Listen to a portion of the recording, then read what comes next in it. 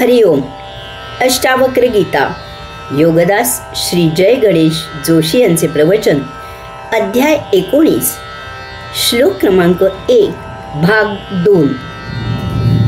राजा जनक म्हणतो की मी आपल्या तत्वविज्ञान रूपी सांडशीने माझ्या हृदयातील आणि पोटातील अनेक विविध प्रकारचे विचाररूपी आणि विकाररूपी बाण उखडून टाकले आहेत.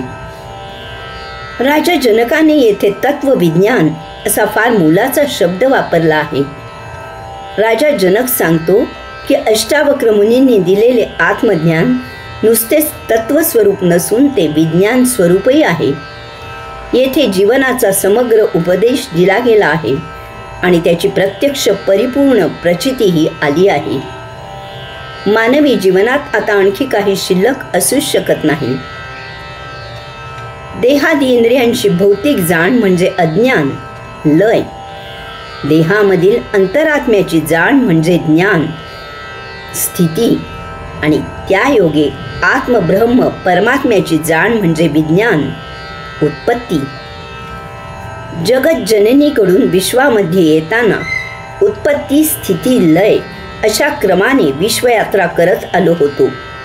आता ही विश्वयात्रा सुफळ संपूर्ण करून त्याच्या उलट क्रमाने म्हणजे लय, स्थिती, उत्पत्ती असे परतीच्या मार्गाने परमात्म्याची यात्रा करत पुन्हा त्या जगत जननीकडे जायचे आहे. त्या विश्व माऊलीकडे झेपावायचे आहे. योगेश्वर चरणी योगधामी सेवेला रुजू व्हायचे आहे. लहान मूल पोटाने श्वास घेते. मोठेपणी ती जाण जाते आणि छातीने श्वास घेतल्याची भावना येते. वास्तवात पोटाने श्वासोश्वास होणे हेच नैसर्गिक आहे आणि निरोगी ठेवणारेही आहे. यास्तव भस्त्रिका, भ्रमरी, कपाळभाती करायला सांगतात. बेंबी मागे खेचून जोरात श्वास सोडायला शिकवतात. श्वास घेण्याचे काम पोट पुढे घेऊन आपोआप व्हावे अशी अपेक्षा असते. देहामध्ये पोट हाच महत्त्वाचा अवयव आहे. भीती वाटली की पोटात खड्डा पडतो. श्वास बिघडला, रक्तदाब अनियमित झाला की पोटात कालवा कालव होते. देहादी इंद्रियांना कसलेही भाव झाले की एक तर पोटात भूक लागते किंवा पोटाची तहान भूक विसरली जाते. येथे राजा जनक म्हणतो की त्याने अष्टावक्र मुनींच्या तत्वविज्ञान रूपी सांडशीने पोटातील अनेक विविध प्रकारचे विकार रूपी बाण उखडून टाकले आहेत. देहादी इंद्रियांना जे विकार होतात ते पोटात सामावले जातात. देहादी इंद्रियांच्या विकारांचे केंद्र पोट आहे. राजा जनकाने असे हे विकार तत्वविज्ञान रूपी चिमट्याने उखडून फेकून दिले आहेत. त्या योगे देहादी इंद्रिये शुद्ध पवित्र झाली आहेत. विकार लय पावले आहेत.